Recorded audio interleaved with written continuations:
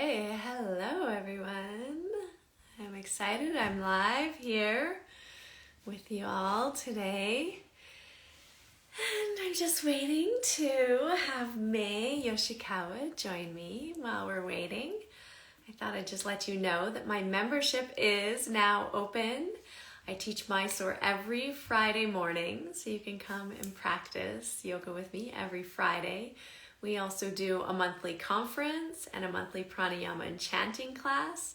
So it's open now. Come on inside and jump into our community. We have a beautiful community, a WhatsApp group where you can get feedback and communicate with me and other people in our community in the membership. Any time of the day. We have students in Australia, in Europe, students in Canada, students in Japan. So I would love to, students from the US, all over the planet. People have joined my membership and are practicing yoga. There's a bunch of different pre-recorded videos inside.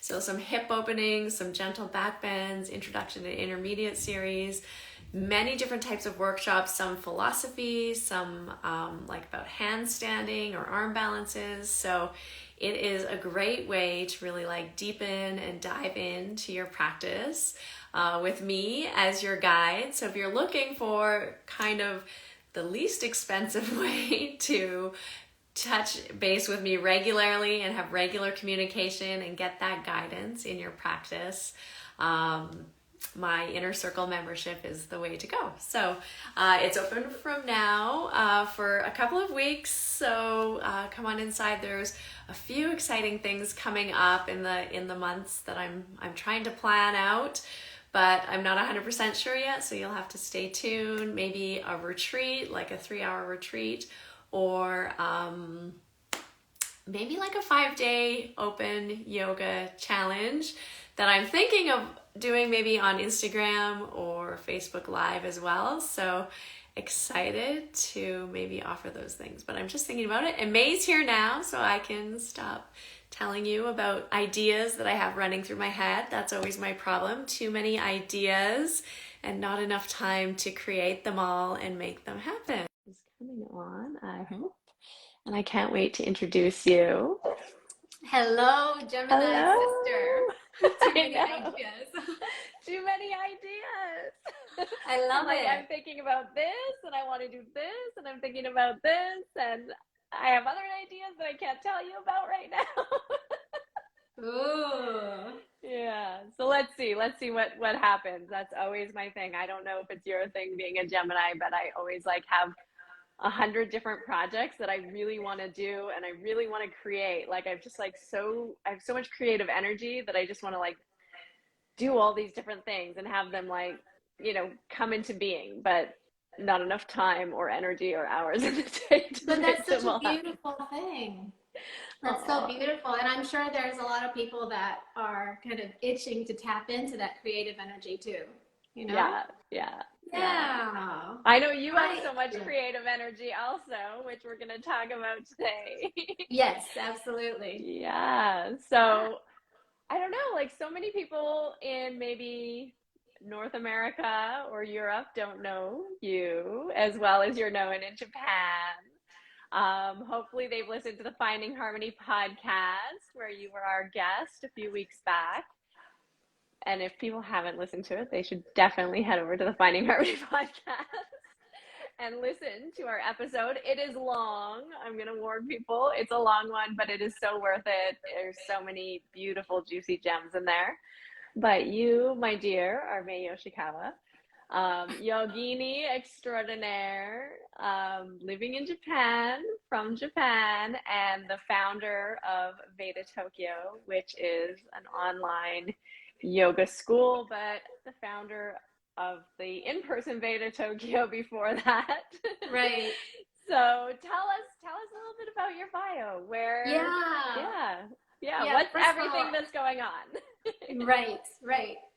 So thank you so much for that podcast. It was such an honor for me. And, as we sort of mentioned in our Instagram posts as well, like I've known you for, well, I don't know, I think we're getting pretty close to 20 We're getting years. up to 20 Like, years. We're getting just up on the there. edge. Yeah, and it's just been so, oh goodness. It just feels so near and dear to my heart because can you imagine, like, we've known each other when we were still quite new and young in our practices of yoga and meditation, and just in the beginning of those transformations, and then our pregnancies and birth and marriage and divorce and yoga schools and just all of the developments in our lives, not only as a yoga practitioner but also as a teacher and then as a woman and I don't know, just an ordinary mom, you know? Yeah, So, totally. so goodness. Driving the carpool. Yeah, and I know we mentioned a little bit, we touched upon a little bit in your podcast episode, but there are peculiar parallels in our lives. Like, for one thing, Harmony's birthday is the same as my sister's, and we're both Geminis and born in June. And then we recently found out, we actually found out during that podcast episode that our mother's maiden names are the same or something like that. My grandmother's maiden name is the same as your mother's maiden name. Yeah, so weird stuff like that. But I think we're related. Yeah, I think we're related. So I always feel like if you were Japanese living in Japan and doing what you do, like if you were who you are in Tokyo, it'd be like me. Basically. I always feel that way too. We're like these little like twin moons, you know? Yeah. So where do I even begin? Well, I mean, I guess people quite often ask me, I look Japanese, but why do you speak such American English? So my mother is half American and half Japanese, and I grew up in Tokyo, but I grew up going to international school. So I haven't been as enmeshed in like the regular Japanese educational system, meaning I'm bilingual and bicultural. And then, of course, I met Harmony when I first started going to India. It was back in 2004. Although I did meet you first in Thailand, right? Yeah. En route to Mysore. But in my early 20s, my mother's neurological disease was a triggering event in my life that led me, well, initially to depression and to insomnia and a lot of difficulty with my health, but then eventually to find yoga. And I had all of these big questions about consciousness and who I am and who she is and who we all are and what is the good life and all of these things, which eventually I started to learn about and develop through my practice of yoga. I felt like the yoga and meditation really gave me a spine to all of these big questions that were just everywhere, you know? Yeah. And then during my 20s, one of my big affiliations was with Japan's first yoga magazine, which I was the cover model for and also penned a column for 10 years, from 2003 until 2013. I opened my studio in the fashion district in Tokyo in 2011. And shortly after that, since 2015, I have been the global ambassador for Adidas Yoga. Amazing. So, yeah.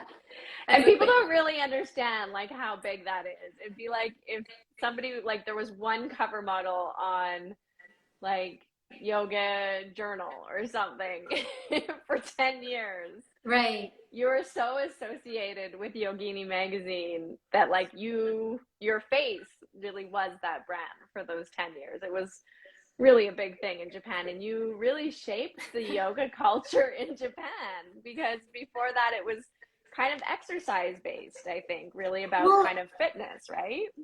You know, I would even rewind a little bit farther back to say that, and this is kind of like going on the dark side, but to keep it like real, because in, let's see, I want to say mid 1990s, Japan had one of its worst domestic terrorist attacks, which was executed by a cult leader.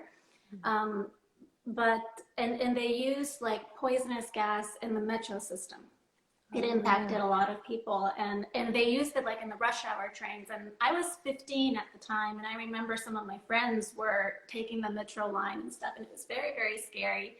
But the cult had associations with yogic practices that were Oh, seen in the media and stuff. And so I would even say that yoga in Japan suffered a huge reputational damage from that. Scary thing? Is it like a religion? Can it, is it woo woo?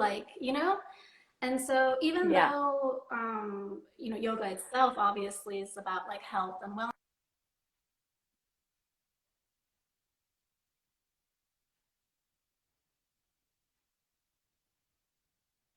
Mm, I think we're having some loading problems. Let's see if it loads here. I'm sure it will come back.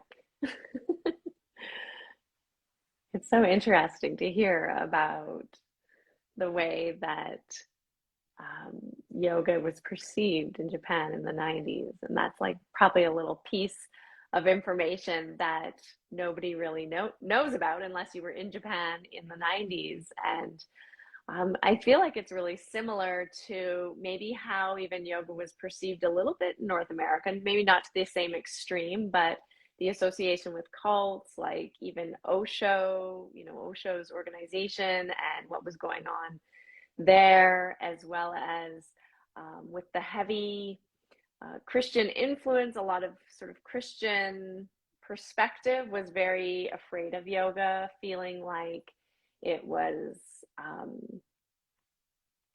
the devil's work, or that you were like evoking demons when you were doing postures at a certain time. I was definitely very much aware of that coming from a Christian background and hearing different people sort of have these fears around yoga. So it's interesting that this was also very much a fear in the Japanese culture as well. We lost you, but I just I'm filled so in. sorry. I left you hanging, sister. I know. I was I'm like, saying that it's sort of similar to a little bit of skepticism around cults that we had, not right. skepticism, but fear around cults in North America, or from a very maybe fundamentalist Christian perspective, people having a lot of fear around yoga, thinking you were evoking demons, doing different postures, or Right. there was sort of this undercurrent in North America too. I would say kind of in the 80s, early mid 90s, when yoga started to become quite popular. And it's true. And I think that's why in the West, yoga has been separated from like education, or even Mm-hmm. like religion. People needed to make sure that because of the Christian background in the West, they needed to make sure that yoga wasn't so like Hindu, I Mm-hmm. think, which Yes, is why it 100%. got which is why it got translated more into health and fitness. Yes. But in Japan's case, there was a little bit of this dark uh, relationship with the cult, Mm-hmm. and not that it was the only thing that had to do with yoga, of course, but just it suffered such a huge reputational damage. So Mm-hmm. that was kind of like my background to say that when by the time Yogini came around in 2003, the editors and the magazine itself, in the initial years especially, was very, very careful to not present yoga as like a spiritual, like well, let's say they wanted to make sure that yoga appeared to be healthy, Mm-hmm. beautiful, Mm-hmm. that it was about wellness, and that it was even fashionable. It Mm-hmm. had to be cool, Yeah. basically. Yeah. So with Yoga Journal also, there was a lot of like, it wasn't so much from India to Japan, but it was like in Japan, by the time the yoga boom hit in 2004, 2005-ish, it was like the Western Hollywood kind of yoga that was Yeah. first popularized in Japan. But because I had started yoga back in 2001, I had started early enough that I was involved with the magazine since the very beginning. Yeah. Yeah. Yeah. It's amazing. And so wonderful to hear your journey and then like opening your yoga school. And that was also an incredible thing that you did because it became a school that was initially first just for women. And that was very revolutionary, I think, as well. Yeah, well, I definitely had like inspiration behind, I wasn't like the first pioneer around a program like that, but and it was also a practical decision too, right? Because I was a single mom and I knew that teaching a morning Mysore program takes a lot of energy and I needed to make it doable for myself. So I first started the program out of a different location. And then because I couldn't rent the location anymore, I required a space. So it was like a backwards kind of step for me. I never had this dream like, oh, I want to open a studio one day. And I have this big business plan for the next 5 years. And I had none of that. I just had the love of yoga. And then I started to share it, and then people started to want to learn. So I had the students and I had the community first. And actually, like, it was the students who said, Mae Sensei, as they would call me in Japanese, we need a space. Like, Yeah. So yeah, I've been very much inspired and gently nudged by them. That's As have beautiful. you, I'm sure, right? Yeah, definitely. And I can totally relate to not having a business plan or, any kind of sort of business energy going into building a yoga space, but just really wanting to make it this beautiful space and a beautiful community where people can come together and, where we're really practicing yoga and learning about yoga and diving into the teachings. Because also for me, as I think for you too, it became something it didn't become this actually. For me, it really started off this way as something that was enriching to my life. It was really a lifestyle practice. And the asana was nice. It was like a thing to do that would help me connect to the energy, connect to my breath, that would make me feel good. But it was never the thing that like got me in a sense, even though I went on and did like all these advanced postures and like my whole world became obsessed about this practice at one point. It wasn't the asana itself, it was like the entire lifestyle around it. Like I wanted to run away and join a monastery. That was like my dream come true, right before having a child. Well, and like, because you were studying Eastern philosophy and like meditation and pranayama and things like that too, right? It was like that whole package. That's really interesting. I don't think I've ever heard you say that in so many words, like, yeah. But do you think that's because you, and by you I mean and by you and I mean we were so desperate? Because I know that, like, I was in a really bad place, health-wise, and I was shattered and in pieces before I started yoga. But yeah, do you think that's what got you into the whole lifestyle? I think so. I think it's really maybe deceiving in a way for students who meet you or meet myself at this point in our life, because there's maybe a lot of light and, sort of a radiant love that comes out, where people maybe assume, oh, you've had a really nice life and things have been really easy for you, and that's why you have this nice energy or personality at this point. And I don't think my personality was ever off-putting, but definitely when I came to yoga, I was coming from a very dark place in my psyche and in my body. And it was really interesting. I found this piece of writing today that my mom brought me over all these like old spiral notebooks, and I was doing some like morning pages in one, and then I was flipping through and I found this piece of like this page of writing that I did in 1992 or 93. And I read it and I was like, oh my gosh, this is really dark. What was going on?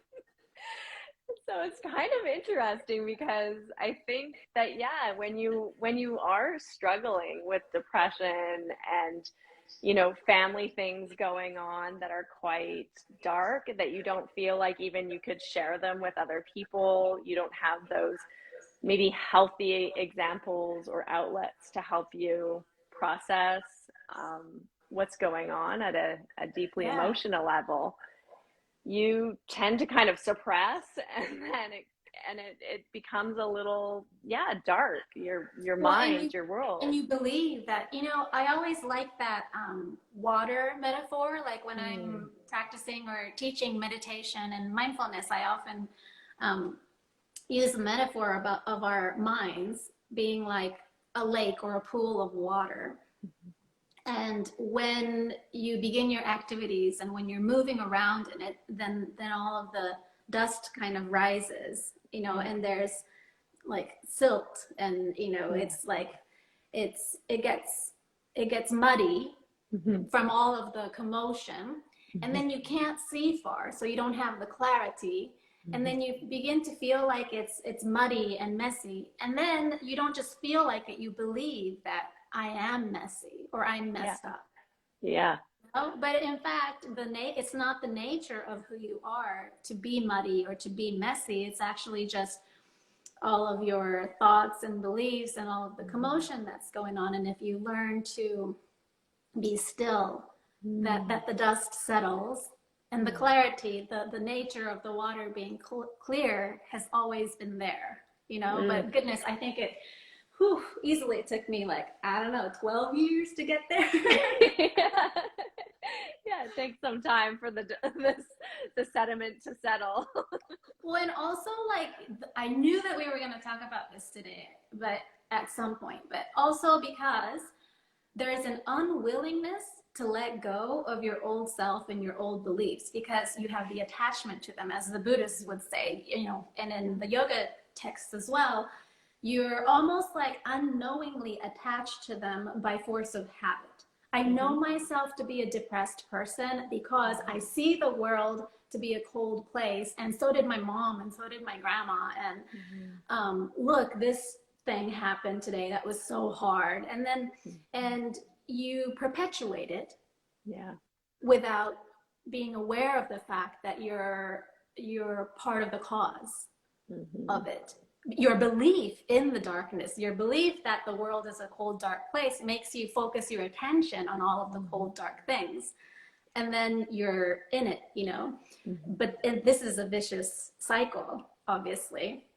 And so, for me, as for you, it was like this entire lifestyle of yoga. I think one of the huge things that really began to shift me was when I started traveling to India. And of Mm. course, I traveled to India to go to the yoga school and to learn at the feet of the guru and to have that experience of being immersed in the energy of that, the sacredness of the place. But I have to say, equally or perhaps even more, I was immersed in the culture of India that was so starkly different from the way I grew up in Japan. Like, can you imagine in Japan, like if you need to get somewhere and you're gonna hop on a train, you're standing on the train platform and say it's like coming at 4:29. The train comes in at 4:28, opens its doors. No, people exit first and then Yeah. enter, and then it closes and leaves by 4:29 in 30 seconds. Yeah. It's like it's super punctual, but in order for that kind of like orderliness of society, Hmm. there's a lot of unspoken rules and mannerisms that everyone abides by in the culture. Yeah. And you can imagine how that is so unlike India. I mean, Yeah. India is just a colorful mess of sounds and song and slum and you know Yeah. but there's also a flow. There's Yeah. like a peculiar flow to a roundabout crossing when a mom has like 5 kids on her scooter, and there's a cow and there's like tree branches falling, and you might think that it's going to hit your head and it's going to hurt you, but there's a peculiar flow, so you see it and you get by, Yeah. and you know Yeah. and I saw and I experienced that there is a whole other way of life, a Mm. whole other way of looking at things, a whole other reality Yeah. about the way the world runs that was not formerly in my psyche. Mm-hmm. Yeah, I love that you bring that up because it also is the contrast. And you know, we have this in North America as well, maybe not to the same extent as Japan, but that like control and the Yeah, linearness. And so it's like we're used to logical sequence and we're used to things being controlled. And that's something that I think a lot of people struggle with is feeling out of control or feeling like they don't have control over things. And it can create a lot of anxiety and a lot of distress. yeah, But that experience of being in India, I think really like pulls out that surrender. Like you have to learn to surrender there because right, you have no control. And you right, really, the more you try to control, the more like the entire country, culture, universe, all the forces that be are going to kind of push back at you in a weird way, right? And yeah, you're just going to be so frustrated until you are forced to surrender. And just as soon as you surrender, all of a sudden you can enter that flow. And it's sort yeah, of a beautiful metaphor for I guess developing that release, that surrender, understanding maybe grace, understanding flow state, that you can't actually be in a flow state if you're trying to control things. And well, and that it's actually also the illusion of control too. yes, yeah, totally. When do we ever have real actual control? It's just Yeah. that we are so accustomed to creating an armor of an illusion of control that we all agree to abide by, whether it's, you know, what time you get on the train or what time you go to work or what you do at work. I mean, you used to work in a bank, for I Christ's know. sake, am I right? Yeah, I did. I was so shocked to find that out. I enjoyed it. They often say, you know, in Japan, a lot of people, they say like about India that you either love it or hate it. Yeah. And my interpretation of that is that you love it if you can surrender to the flow and go with the chaos because it opens possibilities to a whole newness that you had not considered before. But if you are resistant to that flow and that surrender, then you're going to want to head back home. You know? Yeah, immediately. Yeah. Yeah. It's happened to a few people I know, actually. Really? Yeah. Yeah, I mean, it's happened to a couple of people I know too, I guess. Yeah. Yeah, Yeah. but it's interesting. It makes me think of like the Ashtanga practice and how it kind of reinforces this illusion of control in a way that you're Right. talking It's about. very highly structured, right? Yeah, and Yeah. it's interesting because it does create this maybe false sense of achievement and control and like all these things. I've thought about this a lot lately, you know, to I'm guessing, I mean, or I'm gonna just freeform here to maybe help us learn discipline, to help us learn how to I don't know, be responsible to ourselves, Right. but ultimately that structure, that control, that not so much the discipline or the being responsible to yourself, but the system that it creates of like belts, achievements, you know, hierarchies, I feel is Masculine. Yeah. actually like a huge illusion and is quite the opposite of the experience of yoga. And so Was it's there a point, like, was there a point for you when you sensed that begin to shift inside you? Or did you have a belief in this like masculine, hierarchical, highly structured way of yoga? Did you have a strong belief in that in the first place? I think, you know, I think for me, I've always been a little bit of a rebel and a little bit of someone who doesn't like rules. I'm a bit of a rule breaker, not a rule follower. I know that. Yeah. so, so for me, I feel like there was a part of my personality that learned the rules to play the game, Yeah. but I was never fully like bought into it because That's that's just very not my healthy for you. personality. That's very healthy for you. Because I also know, including myself, like I think a lot of people have bought in to the system of structure. And as I spoke about on your podcast a little bit too, is that for me, I think I had like a pretty hardcore belief at one point within myself that this was a very advanced and maybe even the best method, period, bar none, sort of a thing. I think I think there was a huge piece of me that believed that until at a certain point, probably I would guess in my late 20s, I started to realize that that wasn't working for me. It was working against me because I was that headstrong and I wasn't, I was less flexible, you know, I was less open. Yeah. And I realized that then I needed to learn to relax that and to loosen that up.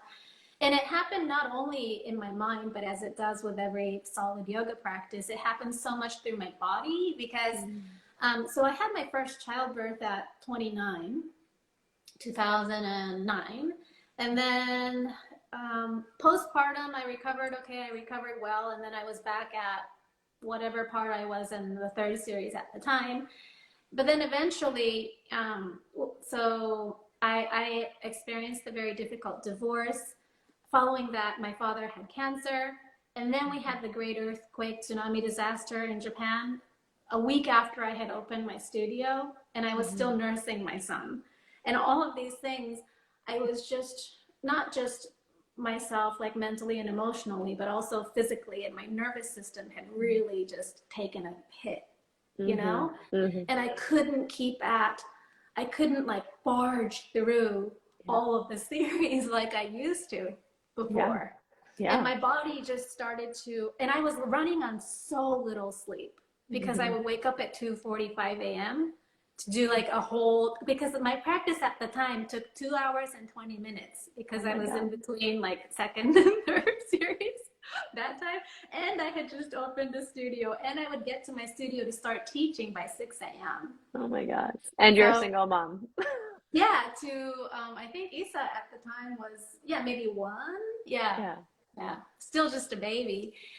And my body took a hit. And at some point, I just couldn't move my body. I mean, I guess I used to order my body to move in certain ways, and it would work in your younger years. But at a certain point, it was just completely unkind to my body and my nervous system. And I needed to change my whole approach. And I had pain. I certainly had pain in my physical body that let me know that I can't barge forward anymore, which was such a huge wake-up call. And I did have to back off from my practice. I mean, I would still do like minimal practices, but I couldn't do my full practice anymore for a while.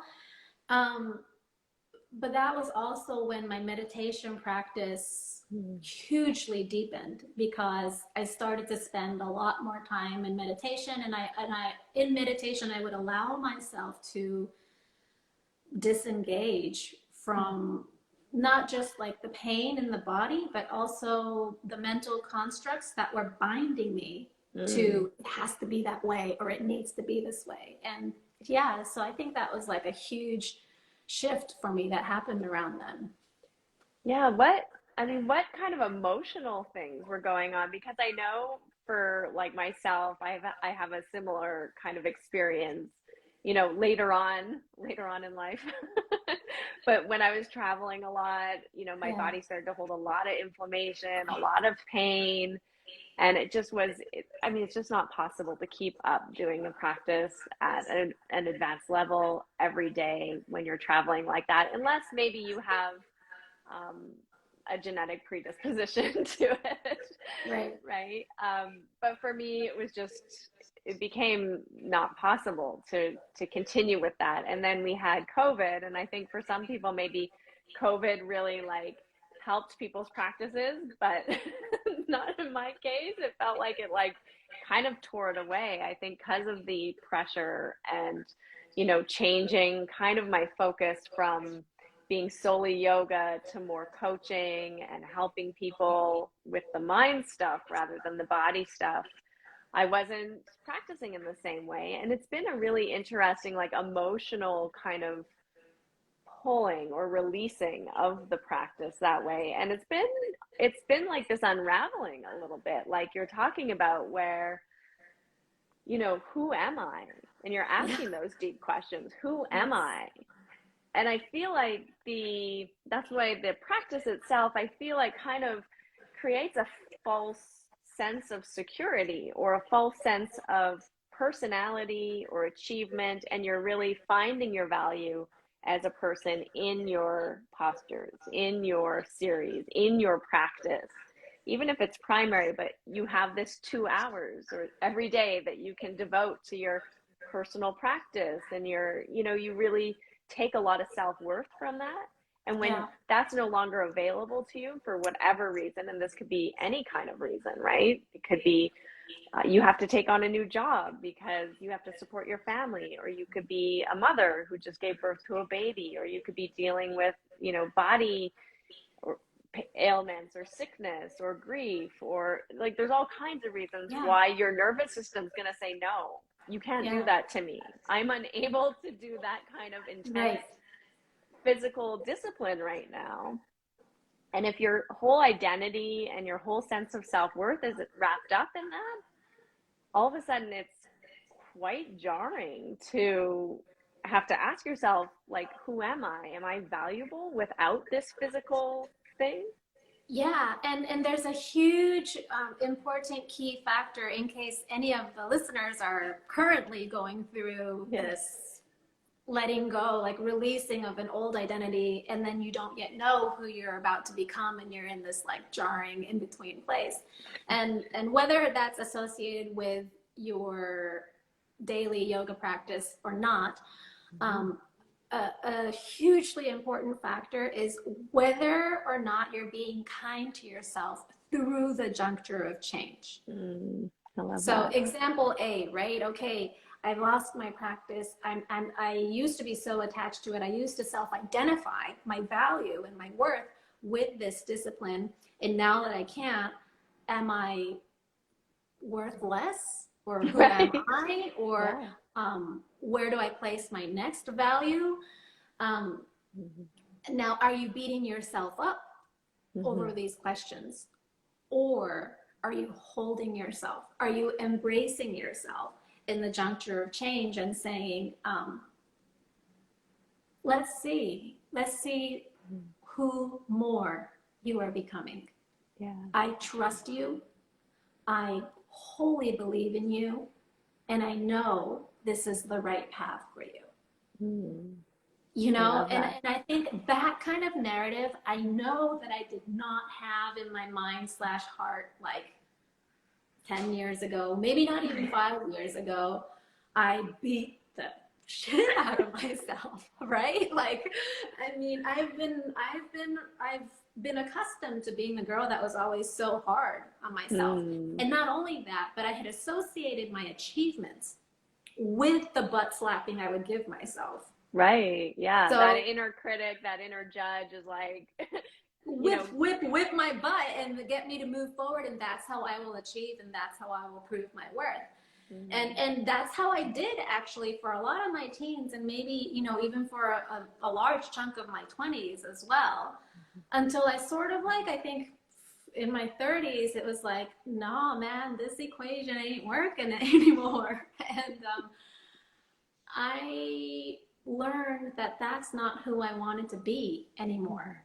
I didn't want to be this girl who's always hardest upon myself. And I refused to believe that was what I was getting through yoga too. Like, if that was the end game of yoga, like, what's the point? There's a lot of disciplines. There's definitely a place and role in discipline. And I loved the fact that I gave so much of my life to following this discipline. But when the timing of evolution was presented before me, that I would have the courage to let go of the old, to be able to welcome the new. But I still feel like I'm in it, yo. I still feel like I'm amidst all of this change. Yeah. Yeah. I love that I do think that it is the yoga that, I like the heart of the yoga that really is about that love, like radical self-love. You know, and radical self-love doesn't mean getting up at 2 a.m. to like put yourself through a sequence of asanas. I mean, it might at a certain stage in your life, but it's not necessarily that. Maybe radical self-love means allowing yourself to sleep when you're exhausted and you need to rest, right? Right. And so it's really like tuning in to that heart of yoga, which is, I think, you know, when you do decide to show up for yourself, like we did for all those years, doing a very disciplined, regimented Ashtanga yoga practice and, you know, following all the rules, I do think just that showing up for yourself does teach you something about listening. Yes. But it is hard when your listening is saying, no, it's not this anymore. You need to grow beyond this, or you need to go deeper, or this isn't working for you right now. You need to do something else.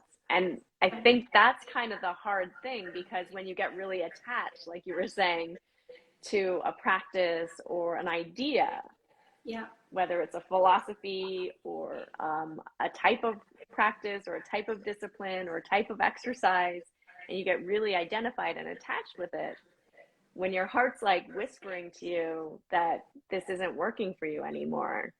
Right. It's and like a war between your mind and your heart all of a sudden starts to happen.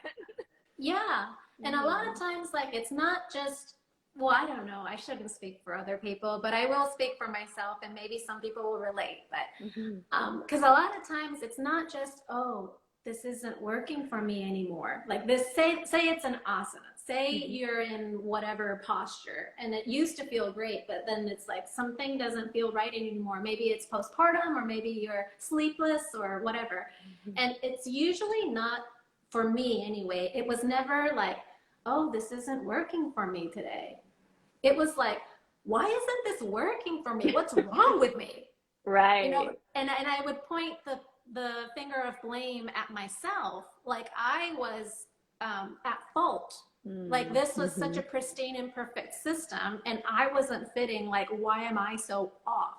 And partially, you know, that might partially be like an Asian culture thing too, you know, because we're so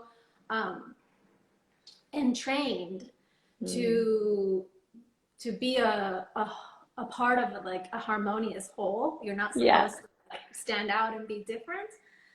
But like you said, that the yoga, the essence of yoga is really about tuning in and listening to yourself and your body, and you know that has a pulse. And a lot of times it's nonverbal, right? For one thing, you're sensing as opposed to understanding and, you know, fitting it in categories.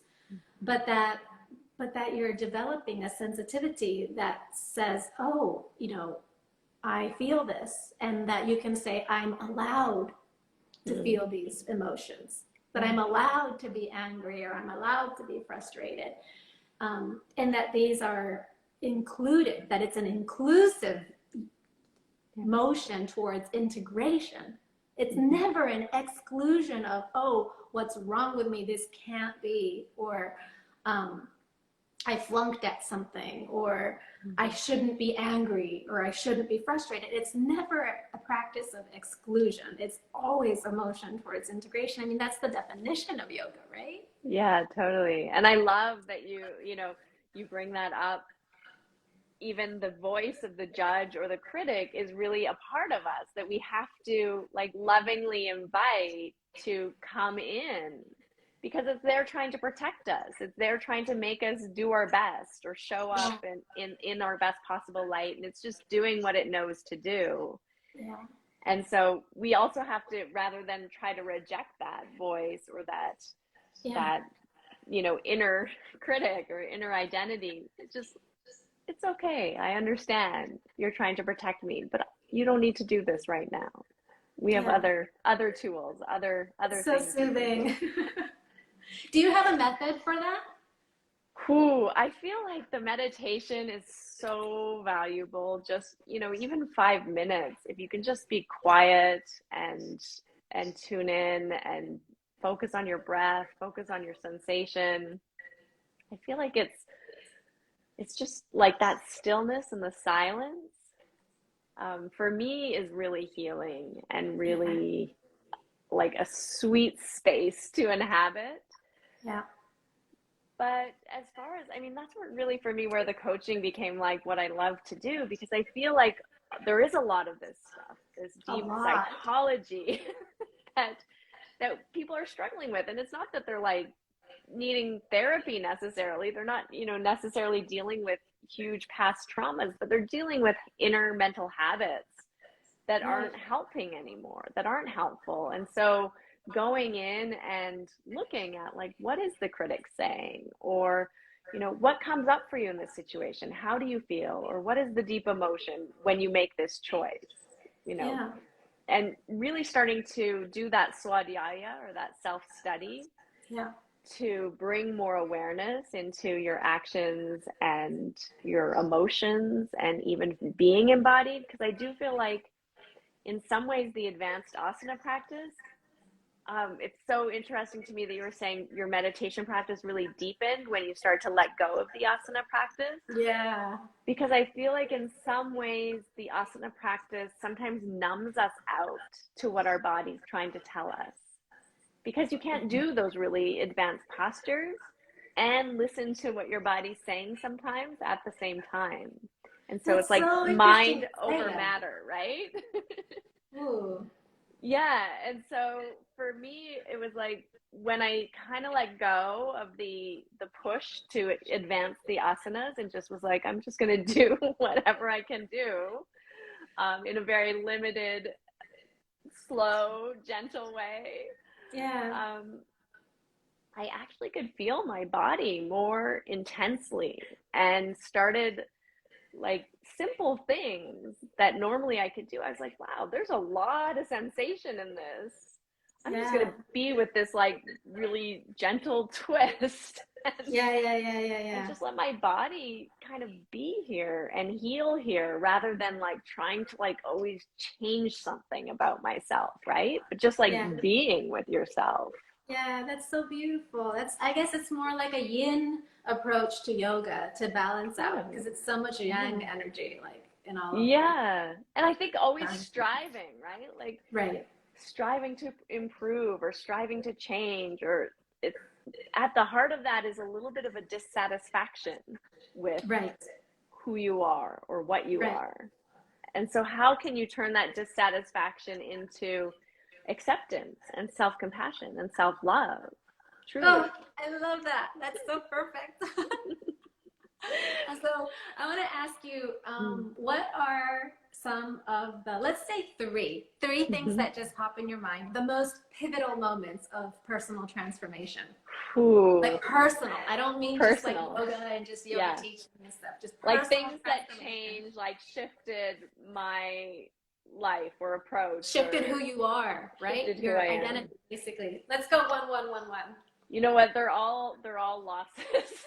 So We're prepared. yeah, Loss okay. is the great transformer. It is. It is. So when I was at sort of my lightest weight, I was 19, 18, 19, not eating, hell bent on becoming a professional dancer. And I laid in my hallway, not in this house, in my parents' house, and realized I heard this kind of voice. I had this deep intuition that said, if you keep doing this, you will die. And that was like, whew, it was just Was like that anorexia? so strong. Yeah. Anorexia, bulimia, and just this obsessive compulsive, like everything. Yeah. Control over everything. Yeah. And it was just like, you're not happy. If you keep doing this, you will kill yourself. Yeah. Because it was, again, like not loving, Right. not loving at all. And so that moment, I think, was like very pivotally transformative for me, and eventually led me into studying Eastern philosophy and meditation and yoga. But that Not the right voice away, of love was but like in you. yeah, Yeah. yeah, You it know, was. It yeah. was. Yeah. And I Yeah. had a deeply spiritual connection. I was very much into Christianity, and I prayed every day, and I was just like reading the Bible, and I was like really into spirituality, but Yeah. also very much hating myself and my body, and Right. having a lot of dark things as well, mentally and emotionally going on. So for me, that was a hugely pivotal moment, was like walking away from that identity, because I was doing that like 6, 7 days a week, long hours. Like that was Yeah. everything for me at that time of my Right. life. Yeah, And that's huge. so, yeah, so losing that and being like, who am I now? It Yeah. always comes back to that question, right? Who am I Yeah. now?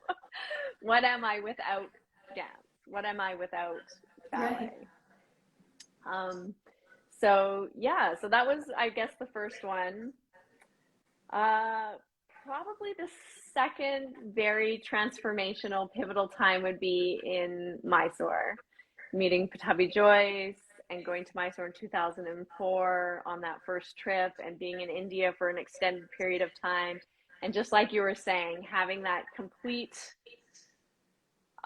mind shift, spirit shift. It was Yeah. almost, for me, my first trip to India felt like going back to childhood, Wow. before, like to an innocence that I didn't really have any recollection of until I got there and was in India. And it was the first time in, I don't even know how long, since I probably was a child, like a small child, that I had time and moments where I was doing nothing. You know Because, what innocence is? Can I just yeah, squeeze this tell in? me, Because please. innocence is like one of my favorite words. Yeah. But it took me a while because we all know what innocence is. We even have a sense of what it is, or like a childlike sort of purity to it. Mm-hmm. But you know what innocence is for the modern day grown up adult person? It's that we're all so immersed and enmeshed in ideas of what things, people, and experiences are supposed to be. So it's like before you go to India, you have an idea about what India is going to be like. Before you start yoga, you have an idea about what yoga is supposed to feel like. And innocence is like the antidote to that, where you are left naked and pure without a preconceived idea about what something is supposed to be. So you're actually in the wholeness of the experience in the moment it's happening, as opposed to cognizing it and interpreting it. You know, so I love that so much. Yeah. I'm glad you got some hearts, because that's like totally it. Just like that open space of just taking stuff in without really having that preconceived idea or notion or judgment. It just felt like a coming home, like really, and coming back to love, like loving of myself in a really true way. And then probably the third really transformative experience was my divorce, I would say, because it was like so much of our marriage and who I was tied up in that relationship. We got together in 2004. We had a yoga studio together. We had a child together. And so separating from that relationship was, I came to a place in myself that said, if you lose everything, you might lose everything. Yeah. And so what do you want? You can be true to yourself and true to what's inside in your heart, and you could lose everything. You could lose your community, you could lose your career, you could lose your family, like it was so integrated into my personality that was like a really big loss. And it was just a rebuilding in a way. Rebuilding of, again, who am I without this partnership? Yeah. Well, bless you for the courage, sister. I feel you. I think we all do. I feel you. I hear you. But the courage to, I want to say courage, and it kind of sounds cool, but I guess the truth is that you couldn't do otherwise, could you? No. Me neither. Me neither. Yeah. How about for you? Before we wrap up, I want to hear your three things.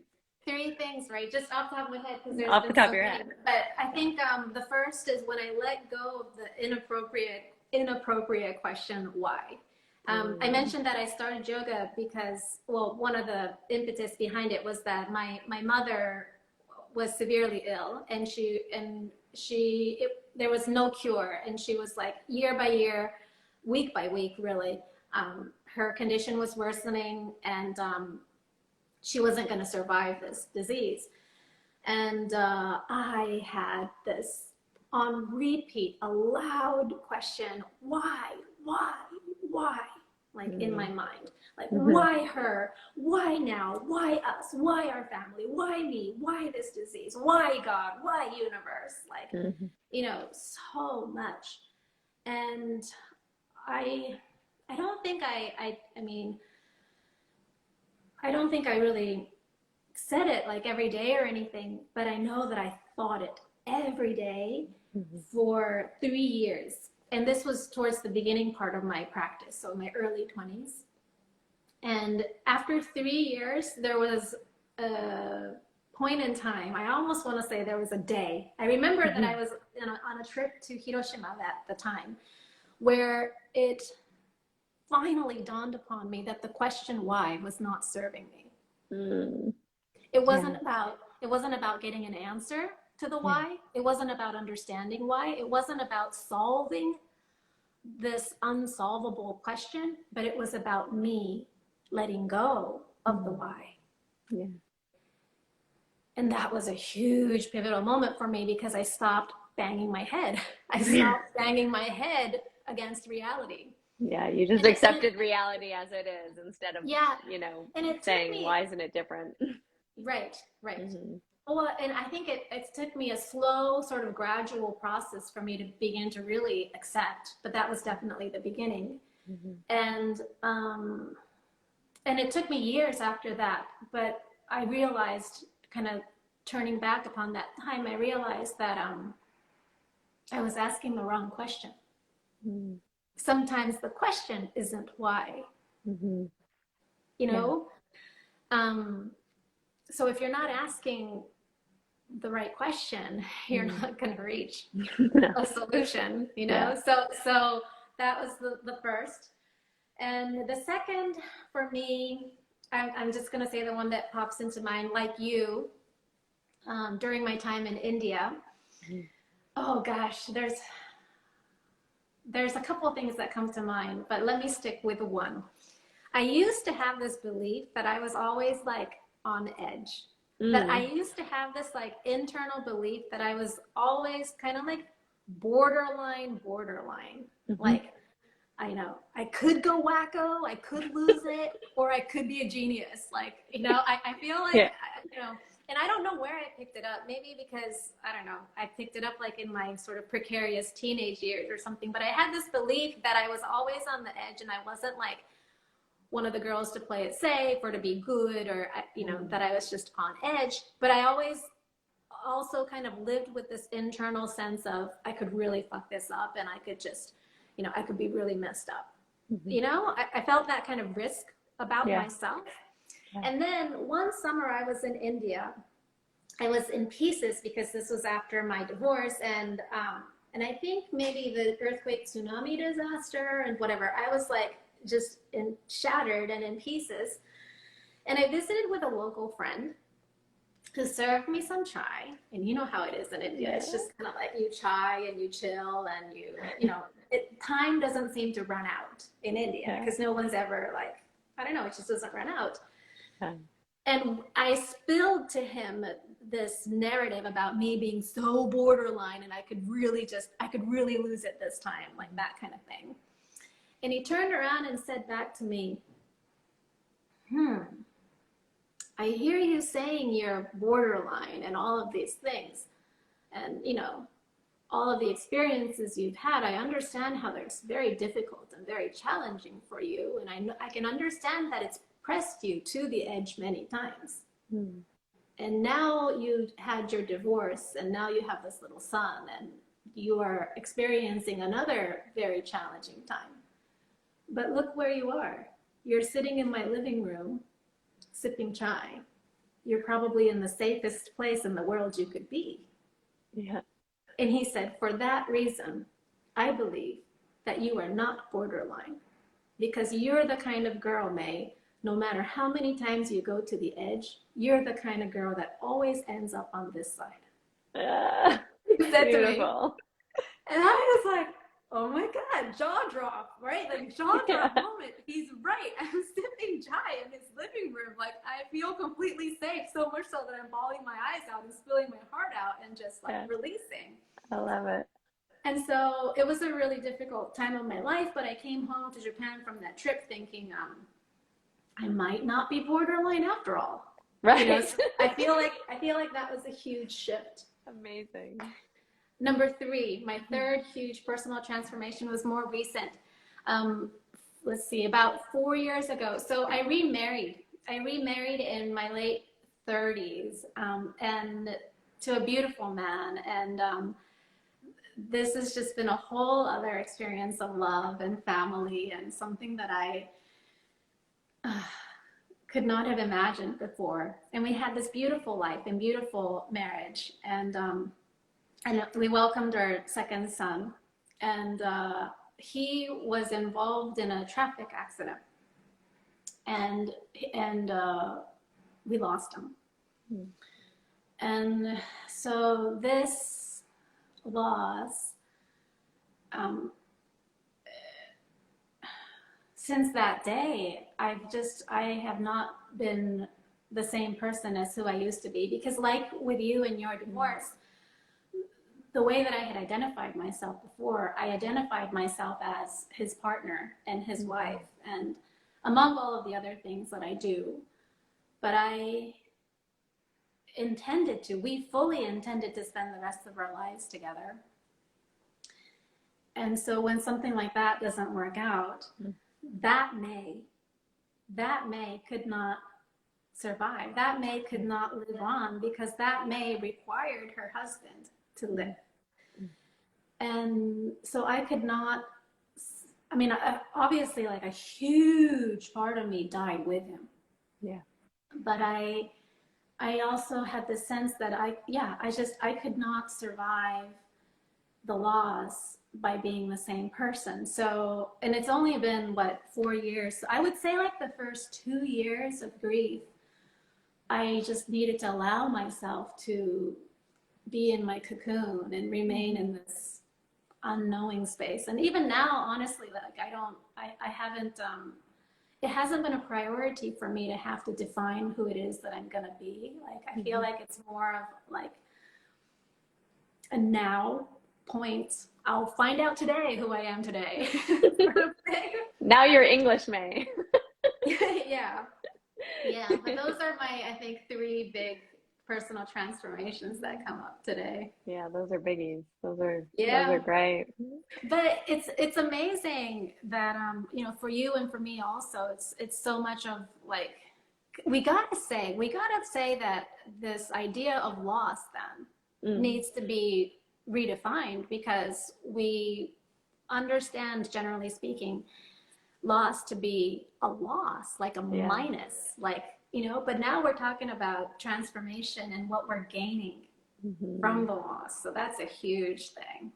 Yeah, 100%. And I feel like a lot of the transformation is wrapped up in that, right? In this like peeling off of the skin, whether it's an onion or, the phoenix that bursts into flames and has to rebirth itself to rise again and burst into flame again. And I feel like all those things are metaphors for our lives, I think, as human beings, where we're becoming more whole through this shedding, in a sense, or having things ripped away, or allowing things to fall away. And it's very deep, much deeper than an hour is gonna let us go into it. But I think, it's such an honor to be in witness of that.